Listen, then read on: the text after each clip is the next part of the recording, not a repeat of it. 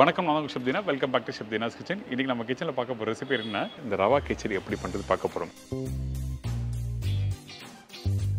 இதோட தக்காளி தொக்கு.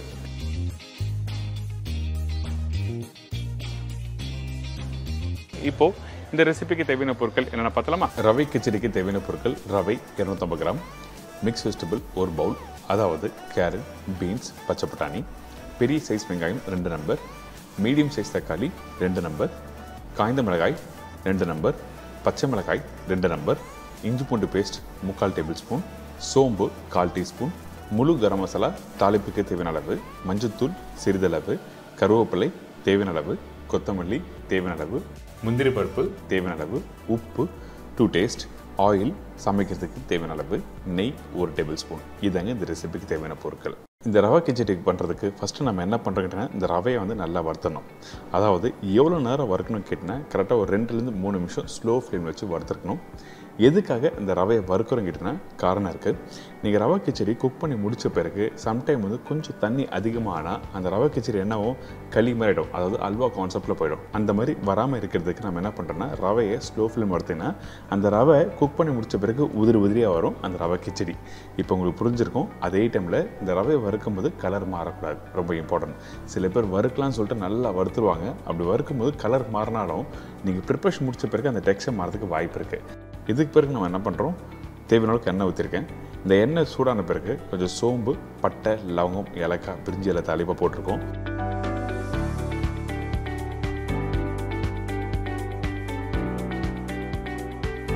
ரெண்டு காஞ்ச மிளகா உடச்சி போட்டிருக்கேன். சில பேர் போடுவாங்க, சில பேர் போட மாட்டாங்க இந்த காஞ்ச மிளகா.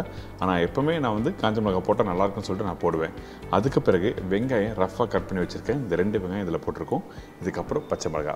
காரத்துக்கு தேவையான அளவுக்கு நான் போட்டிருக்கேன். அதாவது காரம்னா ரொம்ப காரம் கொடுக்காது, ஒரு மைல்டான ஒரு காரம் கொடுக்கும். சரிங்களா?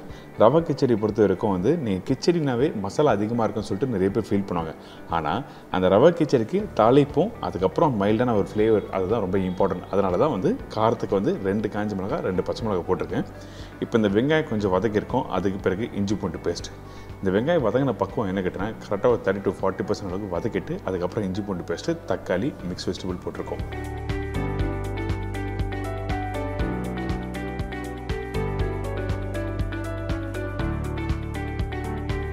இதுக்கப்புறம் கொஞ்சம் முந்திரி பருப்பும் போட்டுங்க. முந்திரி பருப்பு நீங்கள் எடுத்த உடனே போடலாம், அப்படிலாம் இந்த மாதிரி இடத்துல யூஸ் பண்ணலாம். இதுக்கு ரெண்டுத்துக்கும் என்ன வித்தியாசம் கேட்டிங்கன்னா, அதாவது ஸ்டார்டிங் நீங்கள் போட்டிங்கன்னா கலர் மாறும், அப்படி இல்லைனா இந்த மாதிரி இடத்துல யூஸ் பண்ணும்போது கொஞ்சம் சாஃப்டாக கொடுக்கும், ஆனால் கலர் மாறாது. ஸோ வெங்காயம் தக்காளி எல்லாம் போட்ட உடனே நம்ம என்ன பண்ணுறோம், கொஞ்சமாக மஞ்சள்தூள் போடுங்க. தக்காளி ரொம்ப நேரம் வதக்கிட்டு அதுக்கப்புறம் மஞ்சள்தூள் போடுறோம்னா, தக்காளி போட்ட உடனே மஞ்சள்தூள் போட்டு நல்லா மிக்ஸ் பண்ணுங்கள். அதுக்கு பிறகு தண்ணி ஊற்றுறோம். எதுக்காக தக்காளி ரொம்ப நேரம் வதக்கிட்டு அதுக்கப்புறம் மஞ்சள்தூள் போட வேண்டாம் சொல்கிறேன்னா, குக் பண்ணி முடித்த பிறகு அந்த தக்காளி எல்லாம் முழுசாக தெரியும். அதனால தான் தக்காளி போட்ட உடனே மஞ்சள்தூள் போட்டு தண்ணி ஊற்ற ஆரம்பிக்கிறோம். அதே டைமில் இந்த தண்ணியோட அளவு என்ன கேட்டினா 1 கப்பு ரவைக்கு 2 கப்பு தண்ணி ஊற்றிருக்கேன். இன்னொரு 1/4 கப்பு எக்ஸ்ட்ரா ஊற்றலாமா கேட்டினா ஊற்றலாம், ஒன்றும் தவறு எதுவுமே இல்லை. ஆனால் இந்த ரவை கிச்சடி குக் பண்ணி முடித்த பிறகு நல்லா உதிரியாக வரும். அதனால தான் 1 கப்பு ரவைக்கு 2 கப்பு தண்ணி ஊற்றிருக்கேன். ஈஸியான ஸ்டைலில் சொல்லியிருக்கேன், உங்களுக்கு புரிய நினைக்கிறேன். இதுக்கப்புறம் உப்பு தேவையான அளவுக்கு. அதே டைமில் தண்ணி ஊற்றின பிறகு 2 கொதி வந்த பிறகு நம்ம என்ன பண்ணுறோம், வறுத்து ரெடி பண்ணி வச்சுருக்க அந்த ரவையை அதில் போடுறோம்.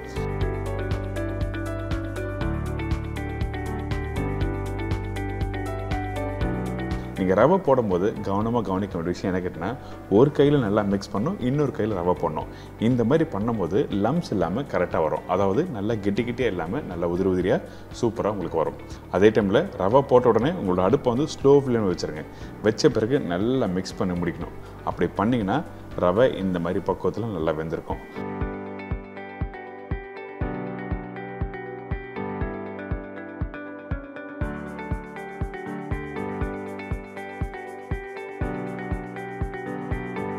இதோடு மட்டும் இல்லை, இன்னும் கொஞ்சம் மூடி போட்டு வேக வைக்கணும். அதனால் ஸ்லோ ஃப்ளேமில் வச்சு கரெக்டாக ஒரு 5 to 10 மினிட்ஸ் வந்து தம் போடுங்க.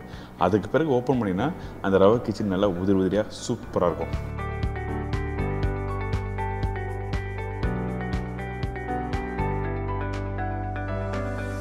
பார்த்தீங்களா, நல்லா சூப்பராக வந்திருக்குல்ல.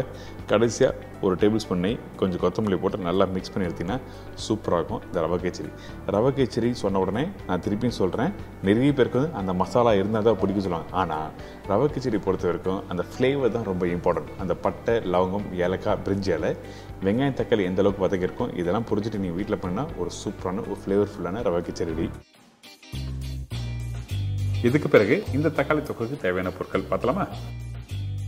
பெரிய தக்காளி 6 நம்பர், பெரிய சைஸ் வெங்காயம் 4 நம்பர், பூண்டு 20 கிராம், மஞ்சத்தூள் 1/4 டீஸ்பூன், சில்லி பவுடர் 1/4 டீஸ்பூன், தனியா பவுடர் 2 டீஸ்பூன், பெருங்காயம் 1/4 டீஸ்பூன், இஞ்சி பூண்டு பேஸ்ட் 2 டீஸ்பூன், சோம்பு 1/4 டீஸ்பூன், கடுகு 1/4 டீஸ்பூன், கொத்தமல்லி தேவையான அளவு, கருவேப்பிலை தேவையான அளவு, உப்பு தேவைக்கேற்ற, நல்லெண்ணெய் குக் பண்ணுறதுக்கு தேவையான அளவு. இதுதாங்க இந்த ப்ரிப்பரேஷன் தேவையான பொருட்கள். தக்காளி தொக்கு பண்ண போகிறோம் சொன்ன பார்த்தீங்களா? ஃபஸ்ட்டு அதுக்கு என்ன பண்ணுறோன்னா தேவையான அளவுக்கு நல்லெண்ணெய் ஊற்றுறேன். நீங்கள் நல்லெண்ணெய் யூஸ் பண்ணலாம், அப்படி இல்லை கடலெண்ணெய் யூஸ் பண்ணலாம். ரெண்டுமே ஆப்ஷனல் நீங்கள் எடுத்துக்கலாம். ரெகுலராக ரீஃபைண்ட் ஆயில் யூஸ் பண்ணுவாங்க நிறைய பேர். பட் இருந்தாலும் நல்லெண்ணெய் கடலெண்ணெய் குக் பண்ணுற விதமே வேறு மாதிரி ஒரு டேஸ்ட் கொடுக்கும். ஃபஸ்ட்டு தேவையான எண்ணெய் ஊற்றிருக்கேன்ல, எண்ணெய் கொஞ்சம் சூடான பிறகு கடுகு தாளிப்பாக போட்டிருக்கேன். அதுக்கப்புறம் சோம்பு. நான் நிறைய வாட்டி சொல்கிறது தான், ஆனால் இருந்தாலும் ரிப்பீட் பண்ணுறேன். என்ன கேட்டிங்கன்னா, கடுகு, சோம்பு, தாளிப்பு சம்மந்தப்பட்ட பொருள் நீங்கள் எண்ணெயில் போடும்போது நல்லா பொரிஞ்சு வரணும். அப்போ தான் அந்த வாசனை நல்லா எடுத்து கொடுக்கும். இதுக்கு பிறகு பூண்டு, பச்சை கருவேப்பிலை, பொடிசாக கட் பண்ணி வச்சுருக்க வெங்காயம் இதெல்லாம் போட்ட பிறகு இதை நல்லா வதக்குறோம்.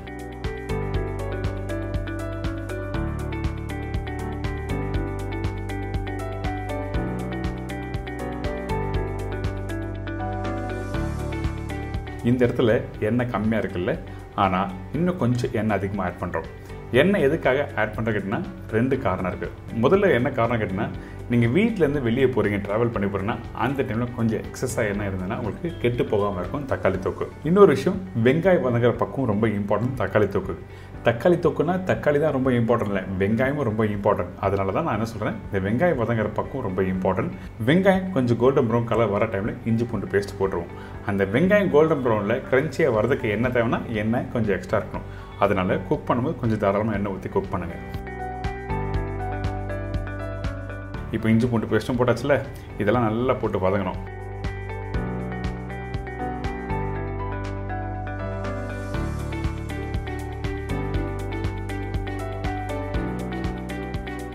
வதங்கி முடிச்ச பிறகு கட் பண்ணி வச்சிருக்க தக்காளி,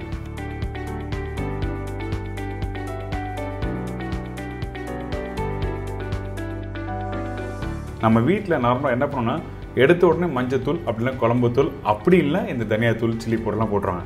ஆனால் இந்த இடத்துல நம்ம பவுடர் மசாலா யூஸ் பண்ணக்கூடாது. கொஞ்சம் உப்பு, மஞ்சத்தூள் போட்ட பிறகு இந்த வெங்காயம் தக்காளி நல்லா வதங்கி வரணும். எந்த அளவுக்கு நல்லா வதங்கி வருதோ அந்த அளவுக்கு டேஸ்ட் நல்லா அருமையாக இருக்கும். தக்காளி தொக்கு ரொம்ப ஈஸி தான். நிறைய பேருக்கு தக்காளி தொக்கு சாப்பிட்றதுக்கு அந்தளவுக்கு சூப்பராக இருக்குது சொல்லுவாங்கல்ல. அதுக்கு என்ன காரணம் கேட்டிங்கன்னா, வெங்காயம் தக்காளி வதங்குற பக்குவம், அதுக்கப்புறம் யூஸ் பண்ணுற பவுடர் மசாலா ரொம்ப இம்பார்ட்டன்ட். எந்த இடத்துல பவுடர் மசாலா யூஸ் பண்ணணும்னு சொல்லிட்டு தெரிஞ்சுட்டு யூஸ் பண்ணால் ரொம்ப நல்லாயிருக்கும். இந்த வெங்காயம் தக்காளி நல்லா வதக்கலாம், அதாவது சுக்கா மாதிரி ஆகும். திருப்பியும் கொஞ்சம் லைட்டாக மஞ்சத்தூள் போடுறோம். ஏன் கேட்டிங்கன்னா, வெங்காயம் தக்காளி வதங்க கொஞ்சம் லைட்டாக கலர் கம்மியாகும். அந்த இடத்துல கொஞ்சம் மஞ்சத்தூள் போட்டால் நல்லது. இதுக்கு பிறகு தனியா பவுடர் 2 டீஸ்பூன் சொல்லியிருக்கேன். அதுக்கப்புறம் சில்லி பவுடர். நீங்கள் வீட்டில் குழம்பு தூள் யூஸ் பண்ணால் அந்த இடத்துல இந்த சில்லி பவுடர், தனியா தூள் போடாமல் டேரெக்டாக நீங்கள் குழம்பு தூள் போடலாம். இதுக்கு பிறகு பெருங்காயம் தேவையான அளவுக்கு நான் போட்டிருக்கேன். உங்களுக்கு ஆப்ஷன் தெரிஞ்சிருக்கும். சில பேர் பேச்சுலர்ஸ் என்ன பண்ணுவாங்க கேட்டிங்கன்னா, நிறைய பேர் வந்து குழம்பு தூள் வச்சிருக்க மாட்டாங்க. அந்த டைமில் இந்த சில்லி பவுடர் தனியாத்தில் தான் யூஸ் பண்ணுவாங்க. அதனால தான் தெளிவாக உங்களுக்கு விளக்கமாக சொல்லியிருக்கேன். இந்த மசாலா போட்டு முடித்த பிறகு கரெக்டாக ஒரு 5லேருந்து 10 நிமிஷம் குக் பண்ணுங்கள். அதே டைமில் எடுத்த உடனே தண்ணி ஊற்ற வேண்டாம். தண்ணி ஊற்றாமல் அப்படியே இந்த மசாலா வதக்குங்க. கெட்டியான டெக்ஸ்சர் வரும். அதுக்கு பிறகு தேவையான தண்ணி ஊற்றி இந்த மசாலாவை டைல்யூட் பண்ணி திருப்பி குக் பண்ணுறோம்.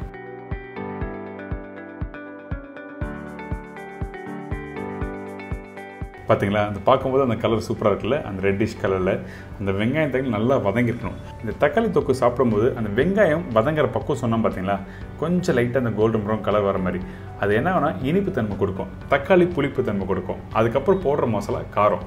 ஸோ இனிப்பு, புளிப்பு, காரம் இந்த 3மே சேர்ந்தால் தான் தக்காளி தொக்கு.